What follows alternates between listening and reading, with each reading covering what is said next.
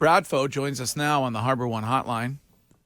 Hi, Rob. All right, let's go. Rob, would you run into somebody at lunch and you said, "Hey, I want to be. I'm not on the show anymore. Greg never has me on the show." I was like, "What?" I said, "Get BradFo immediately." Oh, somebody at lunch the other day said, "Hey, I haven't heard you on the show lately." I said, "Well, wait till March. I mean, it's no big deal." Okay. But yeah, Jeez, wow, the power of the people. Yeah, I guess. well, I listen to the people. They're the bread and butter over here, and the Twitch chat was like, "BradFo, get BradFo." So my brain has never been hotter. You know that, Greg. So, But I mean, listen, it is interesting, and we talked about it, I think, during the 6 o'clock hour a little bit. But so Sox and Devers are $100 million apart. Yeah. This is not trending well. All the chaos of earlier in the week, where how much did they talk to Devers? What did they make an offer to Devers? What kind of birthday cake did they bring Devers? All of that, it doesn't make a difference. It doesn't make it. Of course, they're going to make offers to Devers. Of course, the offer is going to be more than it was. There's no question about that. But this comes back to exactly what we've talked about with the offseason with the Red Sox. You have the money to spend. Are you going to be willing to get uncomfortable in spending it? And I'm sorry, when you have a player like Devers who has all the leverage, you're going to have to get uncomfortable. And going off these reports, it doesn't seem like they're willing to get that uncomfortable. So, BradFo, are they willing to lose Devers like they lost Mookie Betts? Yeah, I mean, I think that it's a whole different conversation in terms of how much ownership's going to get involved, how much they'll just say, "Hey, Chaim, go get the job done, whatever you think." And Chaim said this on the podcast, which is, we were not in the same position when Mookie's contract came around. We didn't have the farm system. We didn't have the support system. So we couldn't offer him the $400 million that it was going to take to get him signed. We're in a different spot now. We have a better farm system. We're in position, so forth and so on. But at the same time, when Mookie left, you still had Bogarts, you still had Devers, you still had all these other guys. We've talked about this a million times, guys. Devers leaves. Well, what shirts are the kids going to wear? You know, Bogarts leaves, same sort of thing. And you might say that's a minor thing, but business factors into this. I mean, it just does. So you can say we're going to take Devers' money and split it up all over the place. Well, you're going to be splitting up all over the place with a crowd that, is half full. Well, one thing that the crowd would get really excited about is if they got Aaron Judge. Do you think he goes back to New York? Does he go elsewhere? And if he goes elsewhere, do the Red Sox go for him? No, I think he goes back to New York, and I don't think the Red Sox go for him. I mean, maybe you might hear that they showed interest in him or something, but he's going to have an insane contract. I mean, Ohtani's going to have the biggest contract. Judge will end up as the biggest one. But it comes back to, I'm glad you brought this up, because whether it's Devers or Judge or whoever, that you have to have a guy, I think, that you feel like, all right, you're not only paying for the production, but you're paying for the guy. This is the Bryce Harper stuff, right? Bryce Harper is now a hero. Bryce Harper, it was signed not only to be the hero, to be the guy, but he was signed because he's Bryce Harper. He's the face of the franchise. Rafael Devers at 26 years old is trying to be that way, and if it's not him, you better find someone else. I just don't think it's going to be Aaron Judge.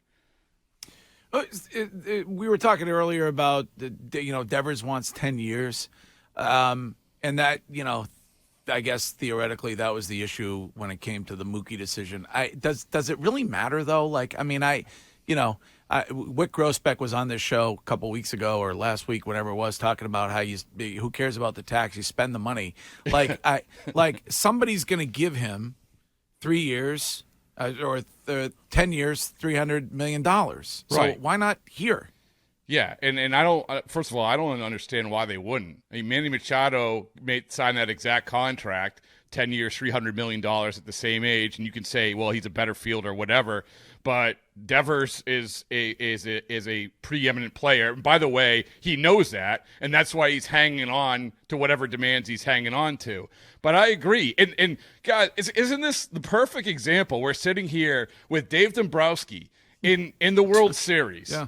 And he is the perfect example of what you're talking about, Greg, which is We like the player. We know that we're going to have to overpay for him. We know that it might get uncomfortable a little bit later down in the contract, but we want to get him. And that's what he does. That's what he did with Kyle Schwarber. That's what he did with the Red Sox. And that's what I think you have to do when you get to this point with a guy like Devers. But doesn't it alienate players? I mean, you brought up Aaron Judge, right? Doesn't it alienate a player of his caliber, the same with Devers, when you lowball him so much and you kind of put him in like the Mookie category, where then maybe once you finally give him a deal that's worth it, he goes, you know what? I'm not going to come back because of the way things started. I think, Wiggy, it just comes back. You like to think that. You like to think, and Judge is stung by the boos, and Devers is stung by the offer, and same with Bogaerts. I think at the end of the day, it all comes back to when you sign the deal, when you agree to the deal, do you feel like it's the best deal? Are you getting the most money? Or are you getting close to the most money? I mean, if they came in with Rafael Devers and they said, all right, here's $300 million for 10 years, like, he's reportedly asking for, he'd be like, oh, okay, I don't mind what you offered me before as long as we landed at the right place. Same thing with Bogaerts. I mean, Bogaerts was stung by those offers. But what if there's another team that goes, all right, Devers, here's 10 years. Yeah. We're going to give you 300. Right, but I don't think that, like, Bogaerts, both these guys, they are in the catbird seat when it comes to the leverage. Bogaerts has almost reached free agency. Once you reach free agency, you're going to have one of those teams that you're talking about. They're going to make an offer that the Red Sox aren't, and then we'll see how much exactly, like the whole, like, oh, I love it here and I want to stay here forever even though it's $50 million less. We'll see how much that plays into it. But, I think that you're right. I mean, once you get to free agency, and by the way, they see that there's life outside the 617 area code, then they're going to take the offer. I mean, this is one of the things with John Lester, what happened with him, where he just wanted to stay. If they just made him a reasonable offer, he would have stayed. But then he goes to Oakland and he says, oh, this isn't so bad. The world isn't flat. I can actually function somewhere else. And sure enough, the Chicago Cubs come in. They make him the offer, and he said to me, listen, if I don't go to Oakland and I don't see the other side of things, then I never sign with the Cubs because all I know is Boston. Well, I think once these guys get to free agency, they're going to be taking these visits, and they're going to see, hey, this isn't so bad making all this money somewhere else. Right. But, Rob, Chaim has to be hearing the noise outside because once the World Series was set, he was trending on Twitter. Everybody's pissed. They're bringing up Dombrowski. They're bringing up Schwartz. They're bringing up Christian Vazquez. He's getting destroyed on the internet every single day. You don't think that he's going to maybe change his methods this offseason to give the fans what they want? No, I think he's been getting destroyed since September. It was great of him to sit down with me, and I thought that some of the stuff that he said was pretty telling in terms of really sort of digging in on we're in a good spot to sign Devers. We value Bogaerts as a 30-year-old because of everything he does off the field. Normally, if a 30-year-old going to free agency, we'd be getting off the bus with a guy like that. So I think that the narrative is slowly changing. But Courtney, here's the thing. Is that when it comes down to it, I think that he still has his root philosophy, but the most interesting part of this is how much ownership is going to come in and say, listen, Chaim, I understand you're going to set your value for the Matt Stroms of the world, but when it comes to Devers and Bogaerts, we got to win this battle because we cannot afford to lose that guy. That's where it's going to be interesting, and that's where it will have been different from what it was. Rob, I will say this: baseball isn't boring, but it was under Ron Renicky. I know you just spoke. You just spoke with Alex Cora, and I found his final season conversation with Merlone, Fourier, and Mago to be fascinating. How he brought up how he's got young kids now, and he's got to go and see them now with the off season, and that he wants to win and wants to be part of a team that's competing every year. Obviously, this team was not. Where does the dynamic sit today with Chaim Bloom and Alex Cora, and is that something we should be focused on this offseason? No, I think it's first of all, I think it's okay, but what you should be focused on this offseason, it's like, well, what are you going to do? What are you going to do, Chaim?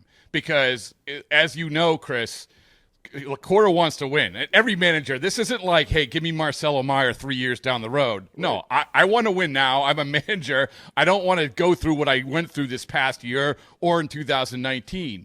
So he's going to have to find out when we get through this offseason where they've been crowing about how much money they have to spend, and they're going to spend all this money. We'll see where it lands in terms of what he has for a Major League Baseball team. And that's where you're going to define what the relationship is, because if they have a crappy team that he has to play guys like Christian Arroyo, whoever in right field, or, Abraham Almonte in center field, then yeah, he's going to be pissed. But we'll loop back in March. I almost thought that his comments about his kids, Rob, were about his daughter who's at BC. I'm pretty sure she's a sophomore right now. So in my mind, I think 2 years from now, that's when we're going to have to start worrying about Cora. Yeah, well, I mean, I think that with Cora, I don't know how long he's going to manage. I do think that he wants to be a general manager someday. I do think he liked that dynamic. He was a GM of the Puerto Rican WBC team, and so I do think that he liked that whole thing. Is that going to happen anytime soon? I don't know. Is that going to happen, to your point, in 2 years when his daughter graduates from BC? I don't know. I think, to be honest with you, a lot of that depends on how hard it is here. It comes back to, if you're a major league manager, you want the guys that you can win with. And in Boston, you should have the guys that you win with. That's what Alex Cora signed up for, and that's what everybody expects around here. But let's say today they went to John Henry, or Alex went to John Henry and said, I want to be GM. It's either me or Chaim. Who wins that battle? Well, I think that probably they dig in on Chaim. Wow. I mean, yeah, and I'm not – first of all, that'll never happen. That's – as in the words of the great Bill Belichick, I don't deal in hypotheticals, Chris. Well, I'm just trying to wish it into an existence. Yes, but I think that they have a system. This is what it comes back to, the Chaim Bloom scenario, where I don't think this is any different than Dave Dombrowski. They said to Dave Dombrowski when they hired him, you make the baseball decisions, because before it was this convoluted thing with Larry Lucchino and the ownership and Ben Cherington. You make the baseball decisions. Well, they let him make the baseball decisions until they didn't like the baseball decisions, and then they fired him. So with Chaim Bloom, it's the same deal. You make the baseball decisions until maybe business really goes down the tubes, or we don't win, or we finish in last place multiple years. So I think that they're dug in on this dynamic. But, I think that if you ask ownership, I mean, this is going to answer your question. I think that they like each pretty much equally, because each have proven that they can do their respective job pretty well. All right, BradFo, when it comes to a new deal, it would appear that the Red Sox and Rafael Devers are about a John Henry yacht apart. I would say. Not very green. How much did one of those go for, Greg? And don't pretend like you don't know. I mean, I'm guessing about 100. You probably get a nice one for $100 million. Yeah, there you go. Yeah, you probably get. I would say. You probably get a 120-footer for that. BradFo, have a great. Are you dressing up for Halloween? Yes, I'm dressing up in all baseballs and boring garb. Yeah. There you go. As Ron Renicky. I noticed Anderson is in a Halloween costume. Is today isn't Halloween Monday? Yeah, well, Gresham keeps special, so they get to celebrate it today. Oh, they're doing it today. Yeah. Yep. Okay. How do you dress us up as Blink 182? What does that look like? A lot of tattoos. All right, BradFo, we'll talk to you soon. Thank you. See you guys.